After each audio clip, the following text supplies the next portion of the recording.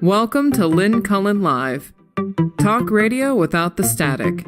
Email your questions and comments to lynncullenshow@gmail.com. And now your host, Lynn Cullen.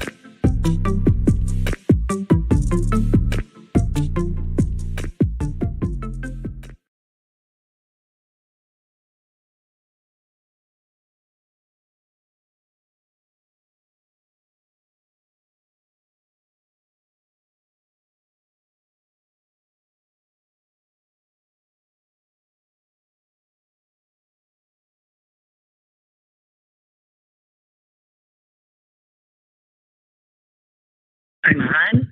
I don't think I am. I'm not hearing. Oh boy. Tell me, can you hear me? Because I can't hear a thing.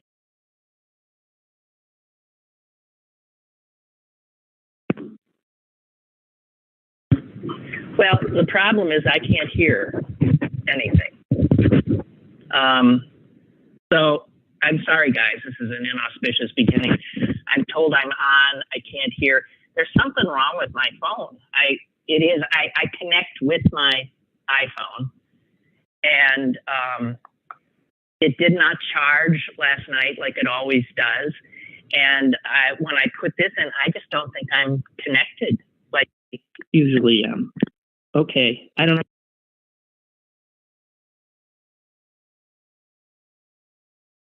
But I guess.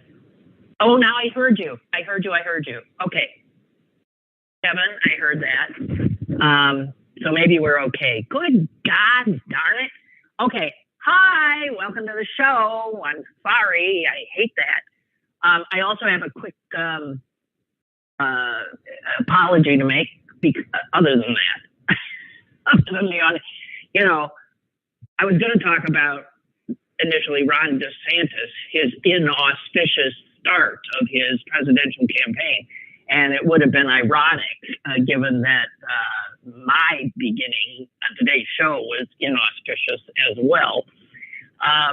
But I also want to note that my neighbors, lovely people, are finishing up some construction right now, about 10 feet from where I'm sitting, and it involves hammering and drilling. And it bleeds through into my house. There's nothing I can do. So if you hear any of that, I'm sorry.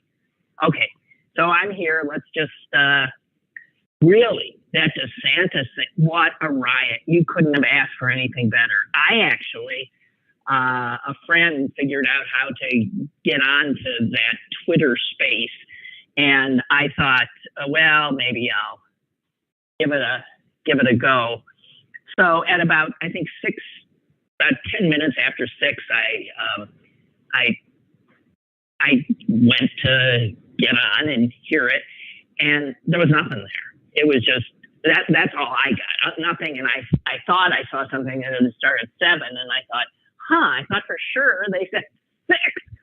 Well, I gave up, and just as well. What a wondrous disaster. If you think about it, here's a guy who's trying to sell himself as a response, an alternative to the chaos of Donald Trump's presidency.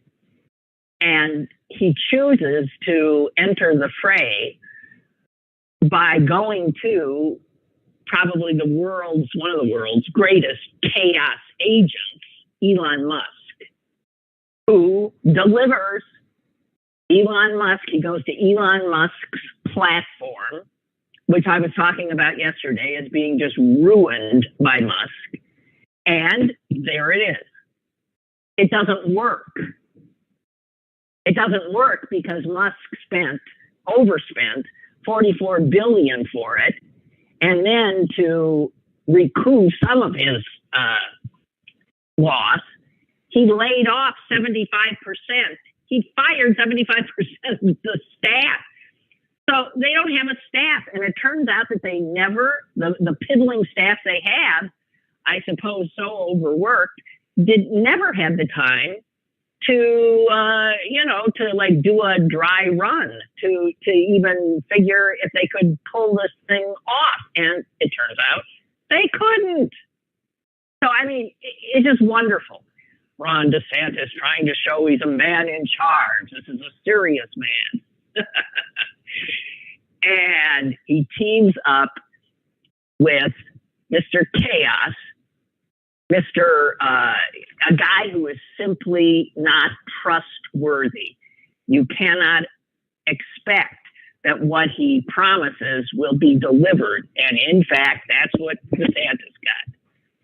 Well, the joy all over the place at this fiasco was immediate. Even Joe Biden, his campaign put out on Twitter, I saw it on Twitter, a link saying, it was a picture of him and Kamala Harris, and it said, here's a link that works, and it was to donate to the Biden campaign.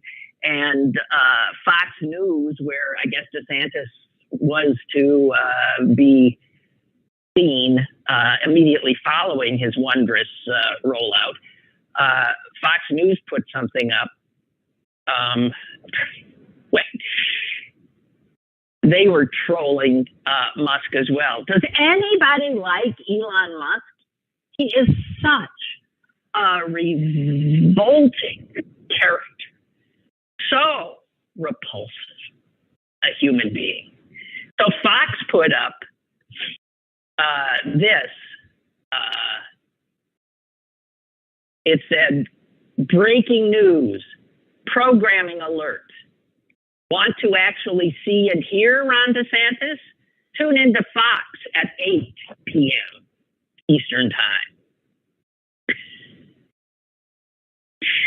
Dear God in heaven. So, I love it. They started with, apparently there were 600,000 people who tried to get onto the site. The site crashed. And by the time they finally got into DeSantis actually getting to say something, in which apparently he just gave his usual stump speech, he was, they were down to 270,000 people listening. They lost half the audience. And Elon Musk, the eternal 11-year-old, when first heard from on this wondrous Twitter space of his, he said, that was insane. Of all the hot mic moments, the dropping, his first remarks were, that was insane. Sorry. Can't believe he even said sorry.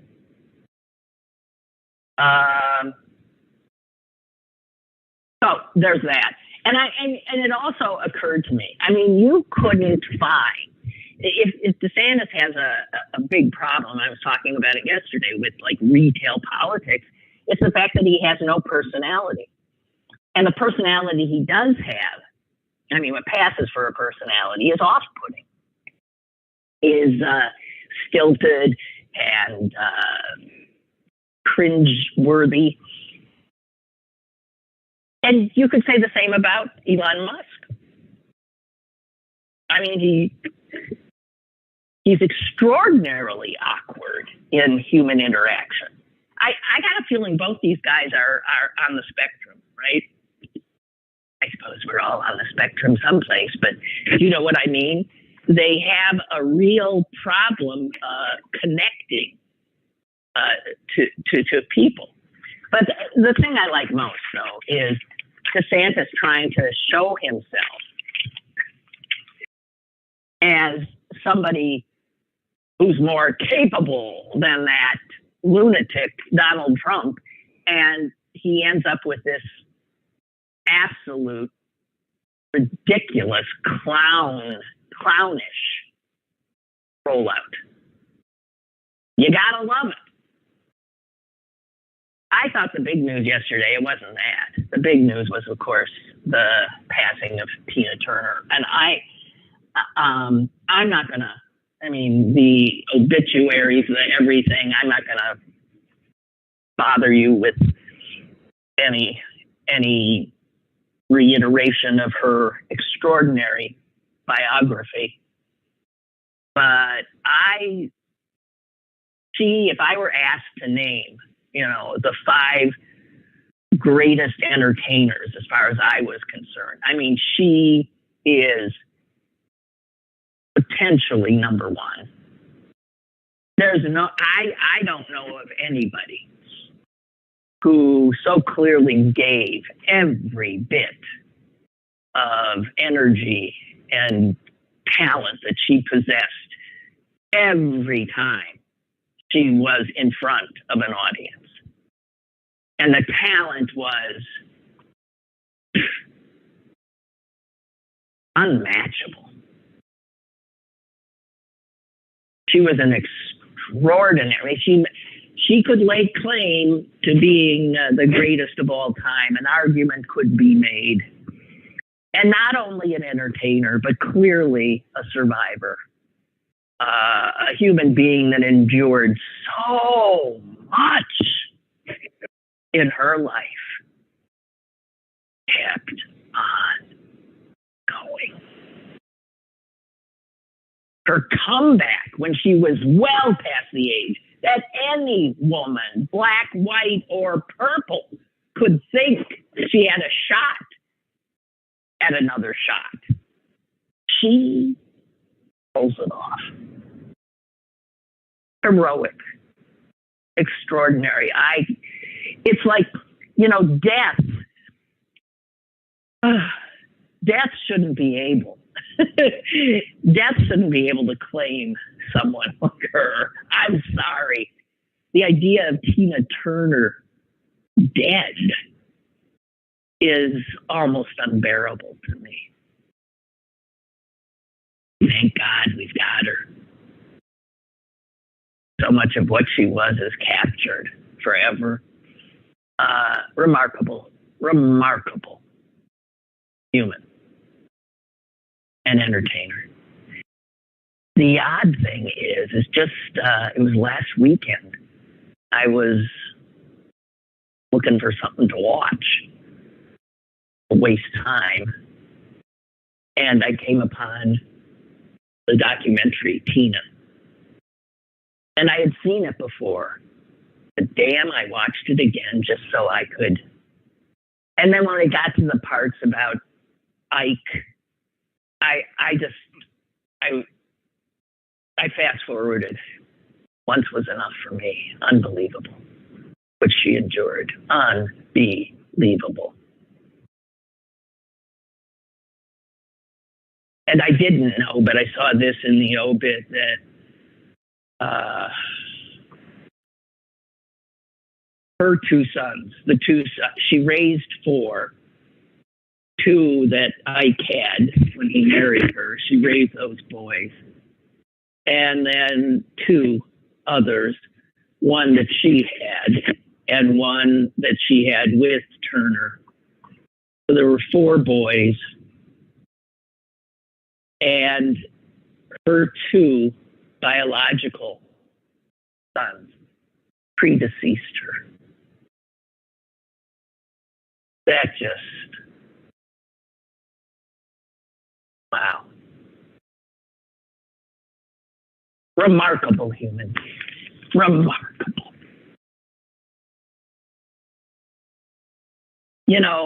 Mick Jagger is just doing Tina Turner in drag.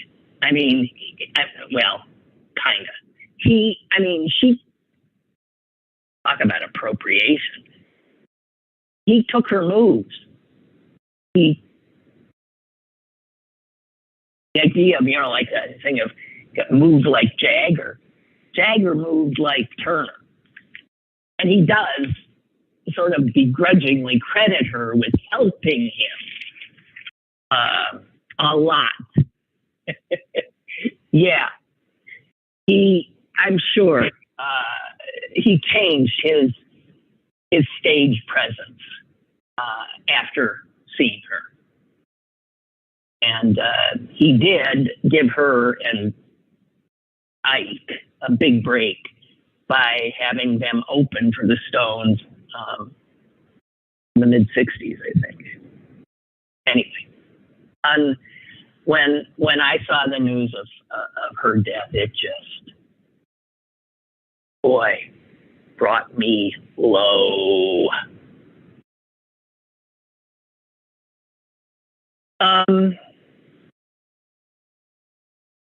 Remind me, I'm just trying to recalibrate where I'm heading. I want to do some mopping up of, I guess, incorrect information that was disseminated from these here parts, namely my tiny room. But I'm still baffled by finding out that what I thought was true is not. And I'm still, part of me is hanging on to the fact that what I told you is true, but I can't back it up anymore. It has to do with when Susan was on the show on Tuesday, and I can't think of why it came up. We were probably talking about, we were talking about Green Bay and probably the Jeopardy guy, Ben Chan. And then Susan dropped into the mix. She was talking about what? She said, Tony Shalhoub is from Green. She was trying to do bragging rights for who's from Green Bay. And then she said Steve Jobs. She said Steve Jobs was born in Green Bay. And I said, yeah, I agreed with her. That's what we knew. And I said his dad, his biological father, taught at St. Norbert College, where Ben Chan, the Jeopardy guy, also teaches. Now, a lot of that is true, but I don't know what made me do it. All of a sudden I thought, if Steve Jobs was born in Green Bay, it would seem that'd be a bigger to-do. So I actually looked up his bio. And damn, it said he was born in San Francisco. And I thought, no, he was born. I know the story. His mom was a student at where I graduated, the University of Wisconsin-Madison, as was his biological father, who was from Syria, Lebanon. Syria. I'm not sure. He was from both. He got around. Anyway, he knocked up Jobs' biological mom, and then her very conservative parents, who I believe lived in Green Bay. I don't know, refused to, she told her she couldn't marry. He was a Muslim. Said, refused to let her marry him. And my understanding was that she had come back to Green Bay, gave birth to the child was put up for adoption. But it turns out, and I assume Walter Isaacson's biography of Jobs would be a better source than Susan and me.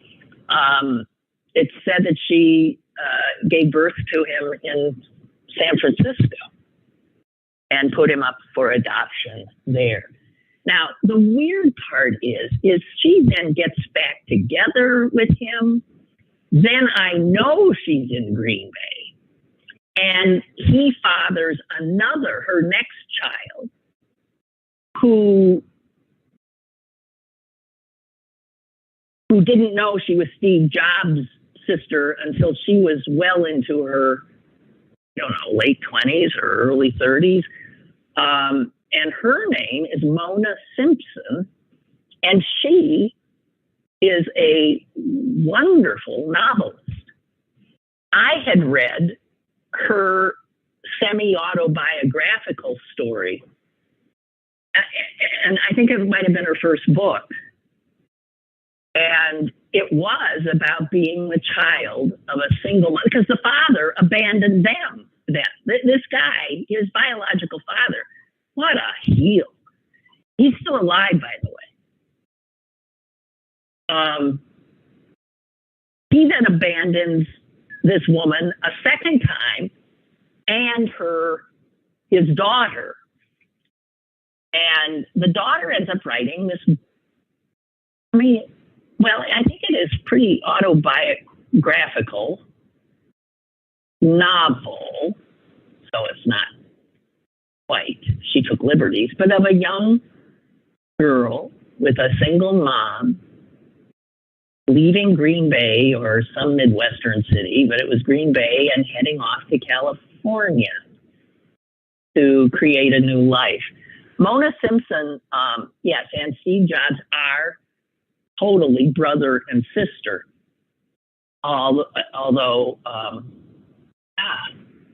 and they got to know each other, became close. Mona Simpson how the hell she found him? I mean, it's weird. I don't know. He was always very clear that he did not consider the biological. He called his father the sperm donor. Never would have anything to do with him, although the father did, I think, at some point try to get in touch with him, but no. The father ends up running a casino in Las Vegas or something in his 80s. I don't know, you can't make it up. It is the most bizarre thing. So I fell down into a rabbit hole trying to make sure that Susan and I saying Steve Jobs was born in Green Bay was correct. And I guess it isn't. Although there's this strange connection. And I don't know.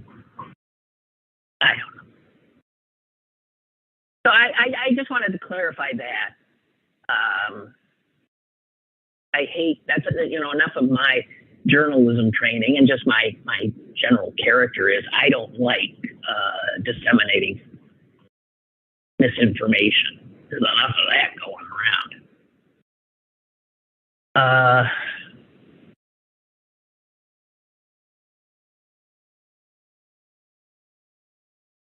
And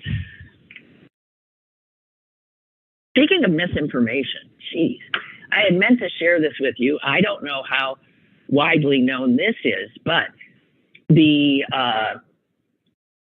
greatest purveyors of misinformation and flat out lies that call themselves news operations are, of course, two properties owned by Rupert Murdoch, and that would be the New York Post and Fox News.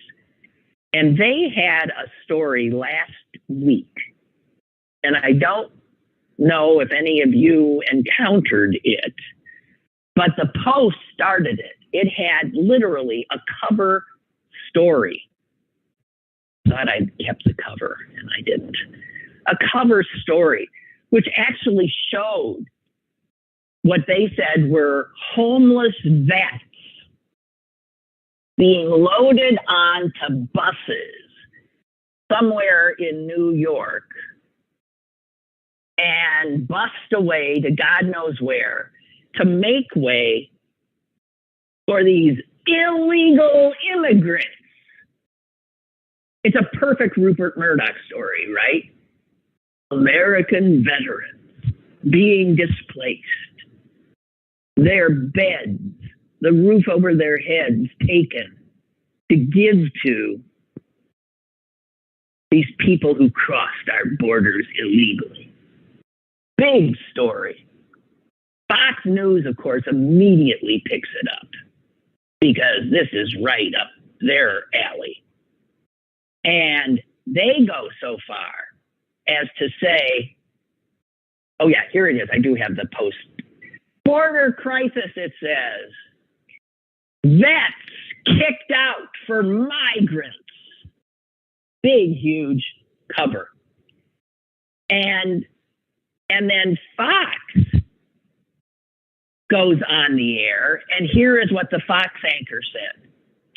Fox News confirms homeless vets just got kicked out of several hotels in the suburbs north of Manhattan to make room for migrants.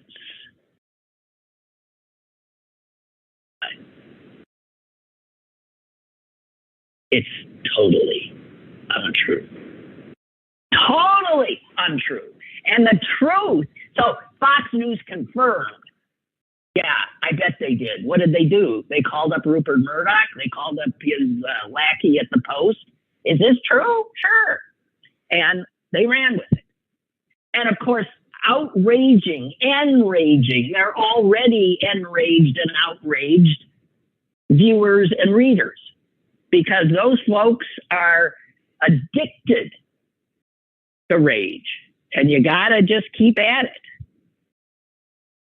The reality is those men who were called vets, were themselves actually picked up at a local homeless shelter and were told they'd be paid to pretend that they were veterans who'd been kicked out of a hotel.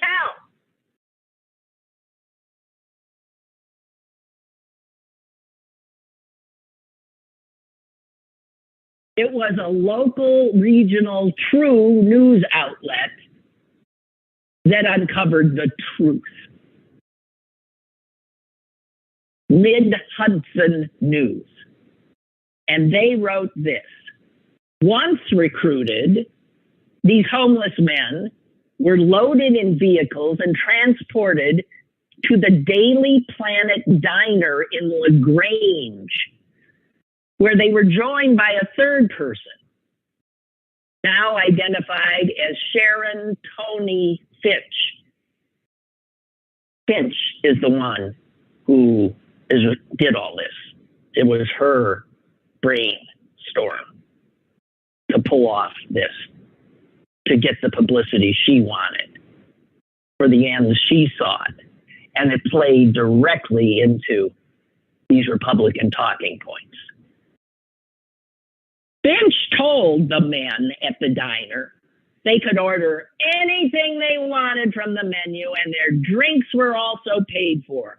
One of the men who asked to remain nameless said, "We ate like kings."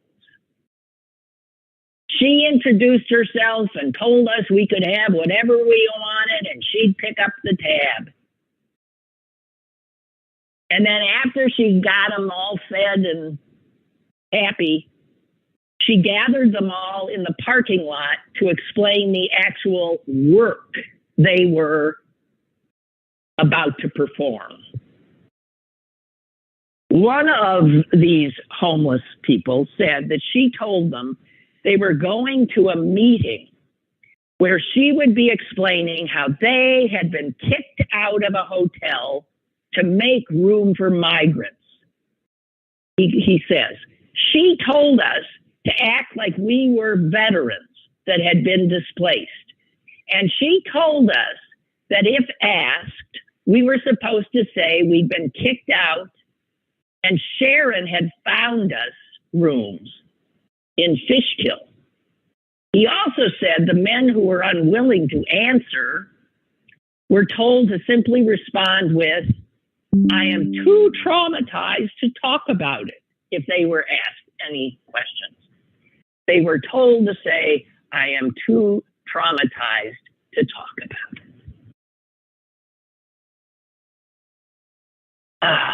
This woman supposedly runs an organization for homeless veterans. Unbelievable. So neither the New York Post really had looked into it before they, on their front page, and Fox News, the same thing. But it fits the narrative, that oh so important narrative. Incredible. And here's another thing that isn't quite right that I was reported, I think yesterday. I reported to you that the poem, which I read, that Amanda Gorman had written and read at Biden's inauguration, The Hill We Climb, had been banned in Miami-Dade County for children from pre-K to fifth grade. And that wasn't quite true. God, there's a lot of them. And this came, I'd gotten that from somebody I considered a reliable source. So God help us all. It wasn't quite true. What wasn't true is the ban. It wasn't exactly a ban. Well, it functioned as a ban. It was at one school. So it was not the whole Miami-Dade system, because this thing has caused an uproar. This one really hit a nerve, and people are backpedaling, and now you got a lot of people saying exactly what it was. The book, The Hill We Climb, is actually, all it is the poem. The book is all of 32 pages long, with pretty much just a sentence at most or two on each page. And the school district has denied that the book was banned. And there is some truth in that, because what it was a specific school, the Bob Graham Education Center in Miami Lakes, which decided to restrict the book after a complaint from the parent, and I've seen the complaint. The parent is such a genius that the parent put down that the book was by Oprah Winfrey. Oprah Winfrey wrote the foreword. And I mean, again, there's so much information. So Miami-Dade schools are now saying it was never banned or removed from one of our schools. The book is available in the middle grade collection, and if an elementary student wants it, they can request it, and blah, blah, blah. But, the book, it got moved because one woman freaked out. And in her, I guess you fill out this form when you're appalled by something you find in the library. And she filled out the form and said, let me find it, that it was page, I think it was 12 and 13. And what is the problem? Page 12 and 13. So here's page 12 and 13.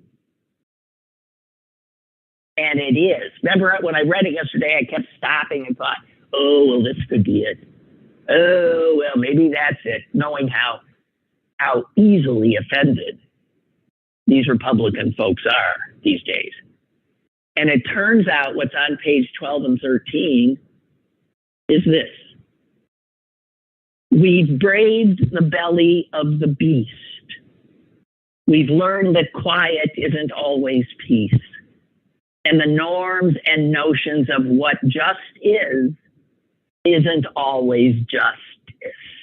And when I read that yesterday, I flagged it and read it again. And in fact, that is what set her off. The parent. Do you believe it? And Gorman, of course, was referring to January 6th. Unbelievable.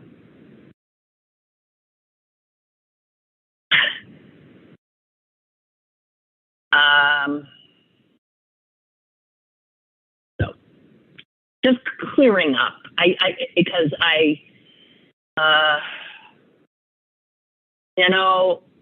it's going to get worse in terms of the amount of misinformation, disinformation.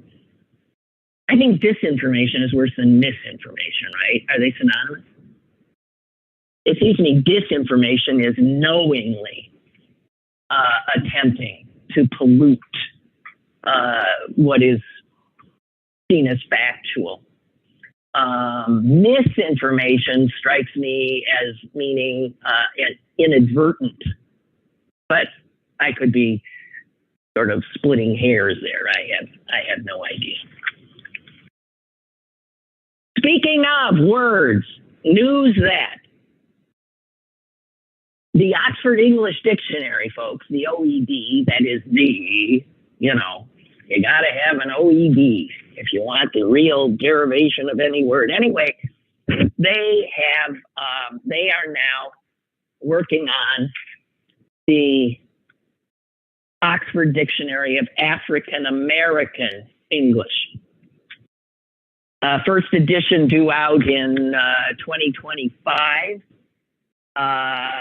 The editor-in-chief that they're working with is none other than Henry Louis Gates, whose show Finding Our Roots is one of my favorites. He, of course, a scholar of African American history at Harvard. And he's just thrilled about this, because there is no doubt that Black English has enriched as black artistic expression and everything else has enriched this country. And Gates says this. He says, Black people are endlessly inventive with language. We had to be.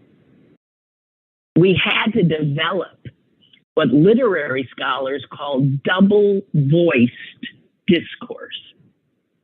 We had to learn to speak the master's language, and then you had to learn to speak under the master's, so that you would have a coded way of speaking English that would allow you to actually voice your own feelings without being killed or lynched.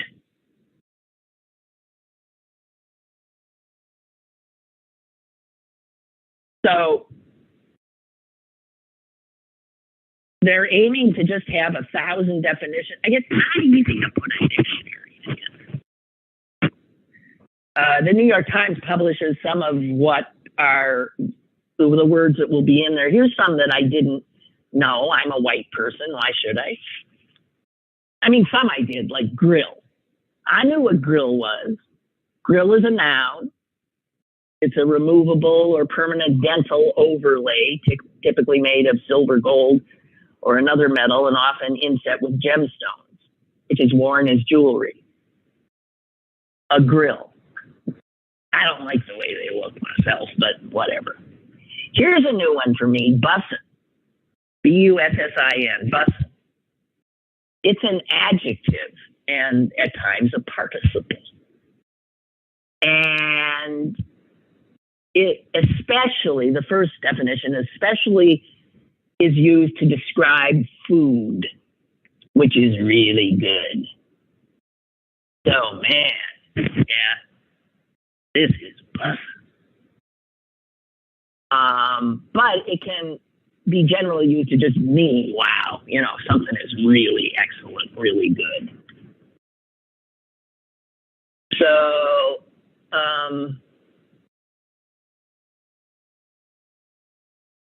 kitchen is a noun, and it's not the kitchen we think of.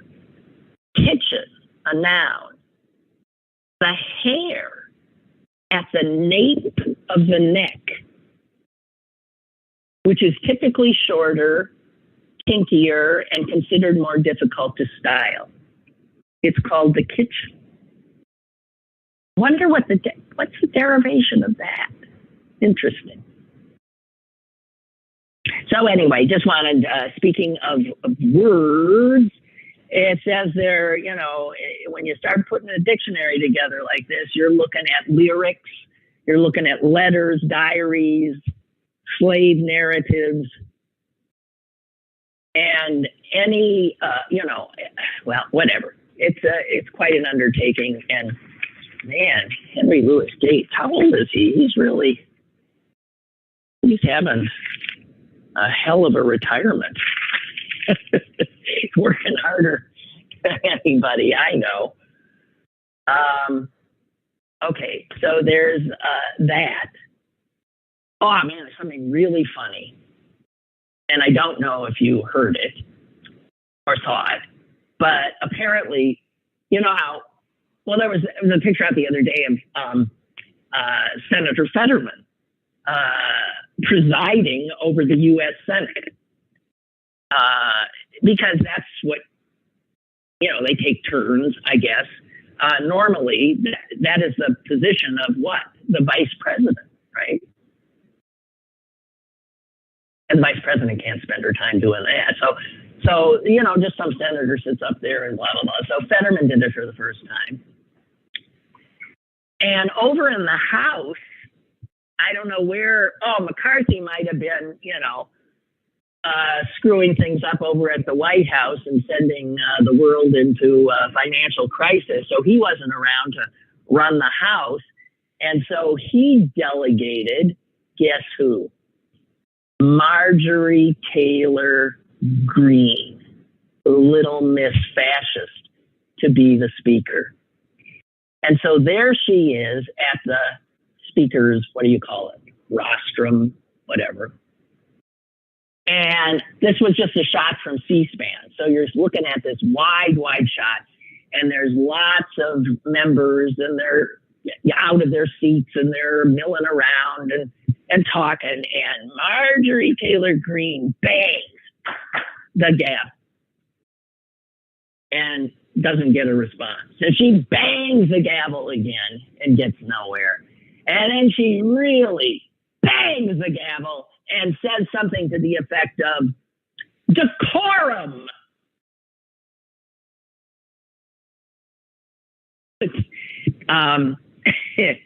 Decorum. Amazing, you know, that somebody like her would even know the word decorum. What happened? Laughter. Just incredible laughter. Now, obviously, that'd be coming from the Democrats. Just uproarious laughter. The sight of Marjorie Taylor Greene banging the gavel and telling anybody to behave in a decorous fashion was too rich. So there was that. Certainly fun. Good God. What else we got here? I couldn't believe it when I saw it. Doug Mastriano, who wanted to be the governor but got just creamed by Shapiro, is saying apparently he's going to run against Bob Casey for the U.S. Senate. I hope he does. That's who we'd like. Democrats would like that. Please, Doug, run. Republicans are freaking. But there you have it.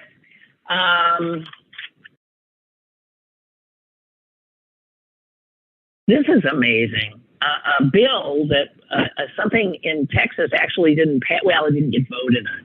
They were going to, the Senate had already passed it in Texas, and the House had to pass it, and that was to put the 10 Commandments prominently in every school, in every classroom, in every school. And not just that. It said it had to be placed, this is a bill, in a conspicuous place, in a size and typeface that is legible to a person with average vision from anywhere in the classroom. And it also stipulated that the words I am and Lord be capitalized. I am the Lord thy God.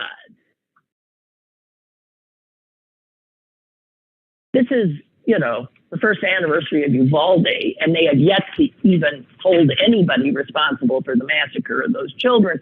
But this they've got time to do. And it turns out the House couldn't quite find the time, and so it never got passed because they just didn't get around to it.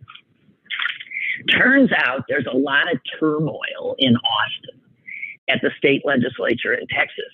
And they own it, Republicans. What I love is the turmoil is intra-party.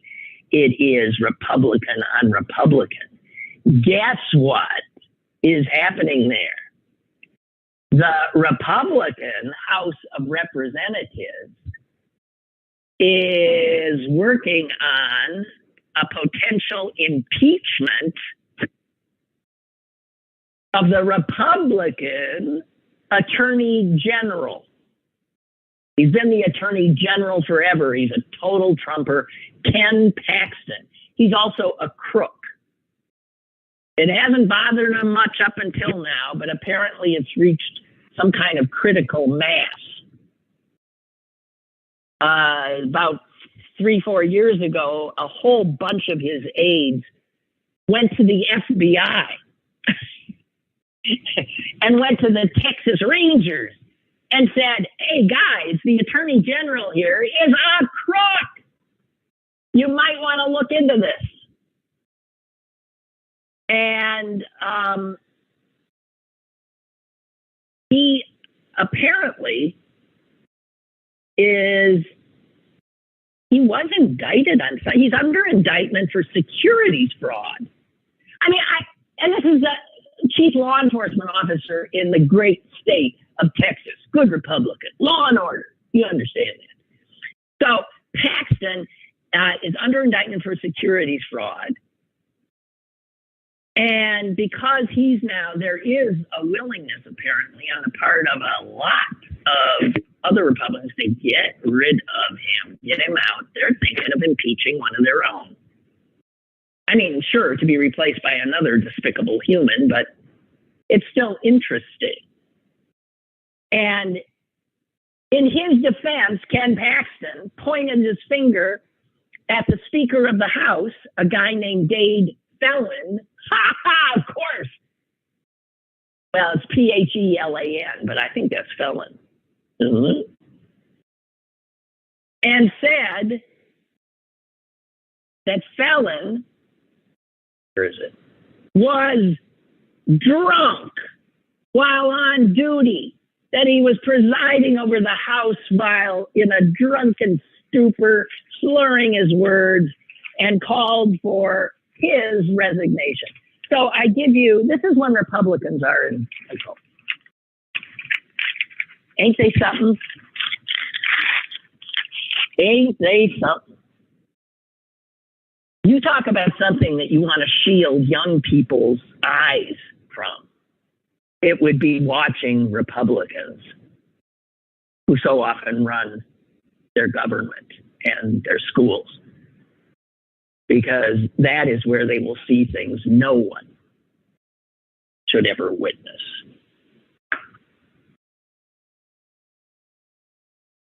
All righty. And what do I got here?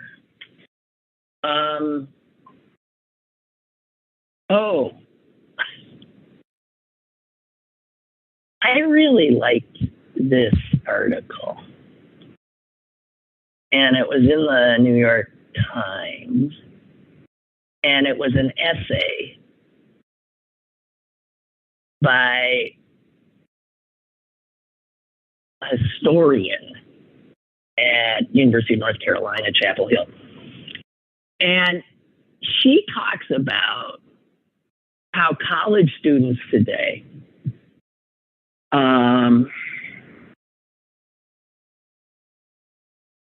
more than anything, they need exactly what they're not being given.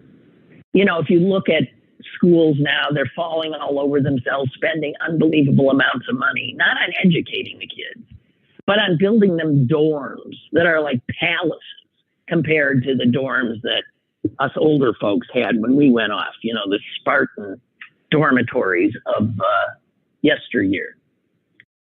And in those dorms, they move in, they've got, you know, they've got refrigerators, they've got sound systems, I can't even imagine what they got. And she's arguing that this sort of rich, lush life that college kids are often living is detrimental to their education, especially if they're plugged in, and God knows they're plugged in. She talks about a class at the University of Pennsylvania that is mind-blowing. It is called Living Deliberately. That's a class. And it's taught by a professor of Southeast Asian and Religious Studies, a guy named Justin McDaniel. There is such a waiting list for this class. It's very hard to get into.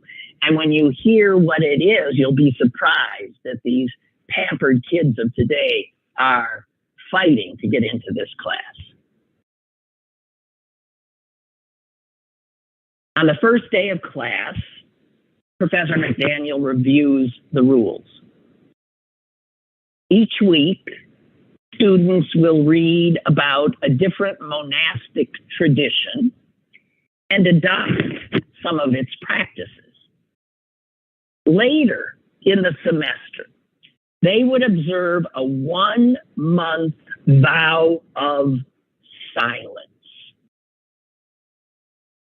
The only time they didn't have to be silent was when they were in his class discussing what they were learning. And that silence was also to be twinned with fasting from technology. You had, if you're in this class, you have to give him your phone. And he keeps it for a month.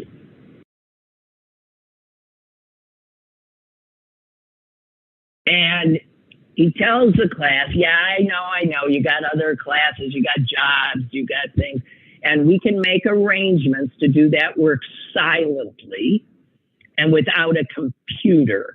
And he tells them, I'll talk to your other instructors, your employers, your relatives about what we're doing, but you have to do this if you're in this class.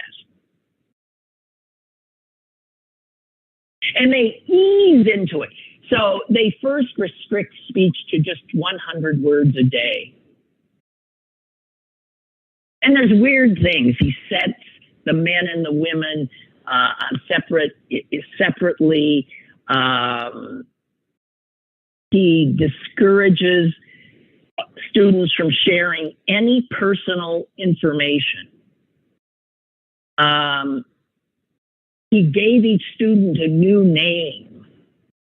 And the only way they would get to know one another is through their ideas that they would discuss in the class. One student who took it said, we were practicing living a monastic life.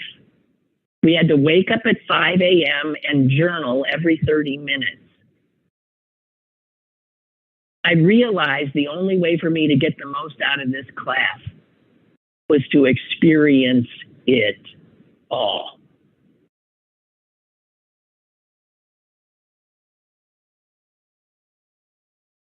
Long waiting lists to get into this class. Can you imagine? And the woman from UNC Chapel Hill writes, students are hungry for a low-tech, quiet, introspective experience. It allows them the opportunity to think. Imagine, to unbroken stretches of time to develop what is called cognitive endurance. And yet, as the essay writer says, yet the most visible trends in higher education are moving in the other direction. You know, rather than banning phones and laptops, some professors are brainstorming ways to get their students' addictions to tech somehow to become part of the class.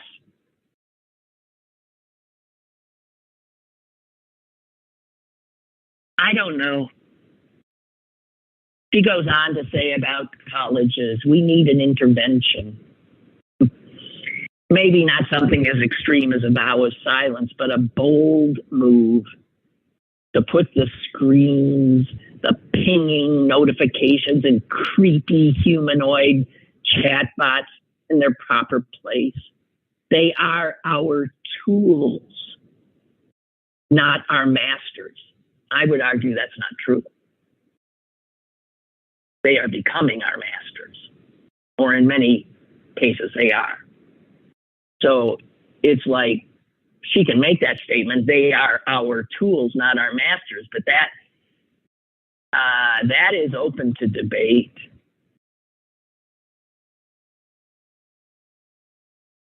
And she says, I'm not talking about some futile attempt to wall off higher education from a modern world.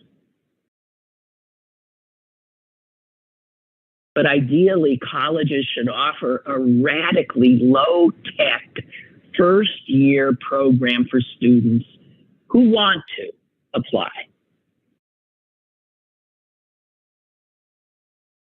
And she says, I think that universities that would do this would be surprised by how much demand there will be for it. Many students want the increasingly elusive experience of uninterrupted thought.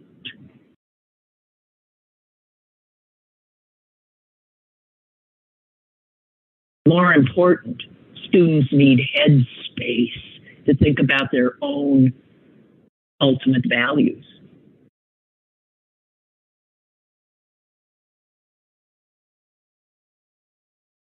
So I think that is such a wondrous idea, and I think it has no chance whatsoever. I am blown away by learning about that class at Penn. She ends her piece thusly: the point of college is to help students become independent humans who can choose the gods they serve and the rules they follow, rather than allowing someone else to choose for them. And the first step to that is dethroning the small silicon idol in their pocket and making space for the uncomfortable silence and questions that follow. She ends with a quote from a woman who took the class at Penn, who was majoring in nursing. And she said this when the class was done: I didn't look forward to getting my phone back. I think that's a wondrous thing. And I leave it with you. That's all our time for today. Sorry about that ridiculous beginning, and also sorry for apologizing about the noise you were going to hear, because I, of course, shut up as soon as I said it, because that's the way it works. Anyway, I will see you again the day after Memorial Day, which would be next Tuesday. They're not, of course, doing a show on Memorial Day. So Tuesday. I hope you all have a good and meaningful and even perhaps a quiet weekend.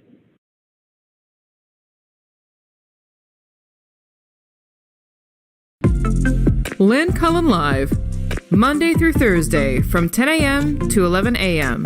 and archived at pghcitypaper.com. The opinions expressed on Lynn Cullen Live are those of the host and do not necessarily reflect the viewpoints of Pittsburgh City Paper or its advertisers.